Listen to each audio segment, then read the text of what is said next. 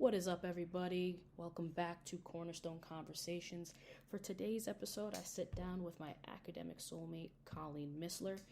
Colleen is entering her second year of doctoral school, and in just 1 year of being a PhD student, let me just tell you how awesome she is. She has taken 36 credits towards her program. She's submitted 5 manuscripts for publication, and she's been awarded an NIH grant to fund her education in opioid use disorder treatment. It was awesome to sit down with her and catch up about the rigor of her program, how she's been managing, and just getting a real opinion, having a real conversation as far as substance use, perceptions of people who are in recovery, and what we can do to help those who want to get better. If you like this episode, rate it, comment, subscribe so you can never miss out. You are listening to the Cornerstone Conversations podcast, where we invite and ignite mindful moments through education-driven, people-oriented, principled conversation. I'm your host, Chris Didion. Let's chat.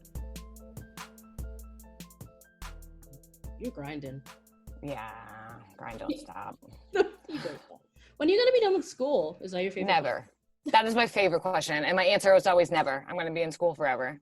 That's forever and ever on. Because you don't know. Like, right.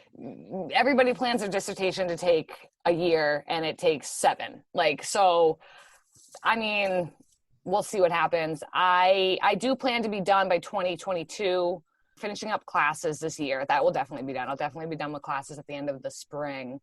And then hopefully my dissertation won't take too long. I'm hoping to get a grant. I'm going to apply for an NIH grant to help fund it, because we are working on a couple publications that are somewhat setting me up for what I think my dissertation will be. Ooh. And then once I have those publications, NIH can see that. She knows what she's doing. She has the resources and co-authors. And then hopefully they'll fund me. And then that's where my dissertation will go. Are most dissertations NIH funded, or is this like, because we obviously, like, our thesis is a very different process for the fact of it's not R1. Right. Yep. I don't know, to be honest. I would say more often than not, dissertations are not NIH funded. Mm-hmm. I think a lot of times people get funded like postdoc. I think usually that's when most people get funding. And then for their doctoral program, I think more often than not, people are more research assistants. Gotcha. I got really lucky with my grant position as a pre-doc in a training program. But I would say more often than not, you're just working with your advisor kind of on his grants, his or her grants. And then you go on to apply for grants on your own. So how did you get funded? You said you're a special case. Obviously, we know this because you're the best. But how did you get funded? So I had started whole application process, applied to UCONN. I think applications were due like February. Got in contact with my advisor, and most students at UCONN are pretty much grad students are pretty much guaranteed some sort of funding. So I talked to my advisor, and he had said, there's these 2 professors at UCONN, Lisa Eatman and Seth Kalishman, and they run a T32 training grant. So it's meant for pre-doc students who want to get training in doing research, and specifically like NIH related research. So, and given my background, the grant is actually HIV prevention. So it's the social processes of AIDS and HIV. And given my background in health promotion and really like doing the work we did in Cuba and working with the healthcare system in Cuba and the HIV prevention and healthcare they have there, that was kind of my like segue into getting attached to the HIV prevention grant. And my advisor does a lot of HIV prevention in people who inject drugs. Gotcha. And that's my like niche, is people who inject drugs and opioid prevention. Mm-hmm. And so that's where kind of like my 2 worlds collided. And I just reached out to Seth Kalishman and said, hey, I'm interested in the grant. What can I do to get on it? And I had an interview with him. He said, we have a couple people applying for it. And at first I actually didn't get it. At first, shook. I did not get it. And it was really because there was already another student from the allied health program in it, and it's open to all departments at UCONN. So Gotcha. they were trying to spread out and have like a psych major, HDFS, human development major, so different areas of the school. But then like last minute, like we said, things happened last minute and somebody fell out of it. And so I got the email, Colleen, you're runner up. Do you want it? And I'm like, yes, please. Cue Rocky. But it was was relieving. Yes. Oh yeah. Big. Right when I didn't get it, I emailed my advisor and I'm like, oh, I didn't get the grant. And he was like, no worries, you're funded. Like, you'll be my research assistant. Don't worry about that. We'll get you funded. And then I got the email like another week later and it was like, nope, you're good. You're on the grants. Here you go. What's your social? Here's your funding. So. And that's how it happens for all doctoral students. It happens that easy and it's that quick. I like to think so. Can you talk more about Cuba? What did you do in Cuba?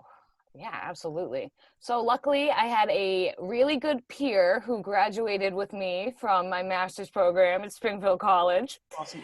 And she set up this trip. Cuba has a really unique healthcare system. They have universal healthcare. And in particular with HIV prevention, they were one of the first countries to eradicate mother-to-child transmission of HIV through childbirth. And it's such a simple concept. You like literally just give the mother pre-exposure prophylaxis while she's pregnant, while she's giving birth, and then a follow-up with the child, and mother-to-child transmission is eradicated, like I previously said. So that was just something super interesting. And we went to Cuba. We did a week there just to check out their healthcare system and see how it really functions on the ground. You see everything, numbers and promotions and stuff like that online, but you don't really know what it's like, how they're doing their healthcare unless you're there. Mm-hmm. So when we were there, we went to numerous like healthcare clinics and we went to hospitals and we just saw kind of like the trickle down effect of how health is so prioritized there. And especially with like harm reduction policies and advocacies. We went to one place and just like handed out condoms to people, and it was normal. It was really normal for them to be given a condom. And also their like sex workers and stuff like that, it's normalized to use a condom. So it's just it the whole part of your social atmosphere and environment plays such a role in your health, obviously. And there it's like it's sponsored, it's promoted, it's a norm to protect yourself. It's a norm to protect yourself. Yeah. So it's a norm to use preventative healthcare rather than get sick and work backwards to try to be healthy. So then a kind of probing question, I guess, in this.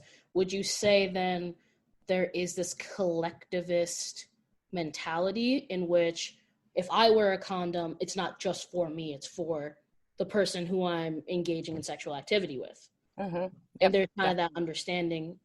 I mean, obviously nothing's 100% perfect, but there's that understanding of like, no, I'm going to use this condom. I'm going to use protection because I want us both to be protected. Yes. Yep. Definitely. Mm-hmm. Yeah. Is that one of the main harm reduction strategies that they use in Cuba, you would say? I would say so. It's definitely like one of the most normalized one. But also just the availability of birth control, not just condom use, but like hormonal birth control, IUDs. They did talk about one of the issues there, however, was the import and how to import medicine and IUDs, and that hormonal birth control was so much more predominant because it's hard to physically get IUDs shipped into their country. And they did have a lot of, embargoes and stuff like that. And even a lot of times when people think about relations with Cuba, they think United States and Cuba, but it's also like their relations with Venezuela and things like that, and global macroeconomics that play a role into them having access to these opportunities for preventative healthcare. But it being such a priority there, they make it happen and they make it work, and that's I wish the United States did that. Same, right? I feel like a lot of people in the United States wish the United States did that. So I wish they did a lot of things. I wish they did a lot of things as well.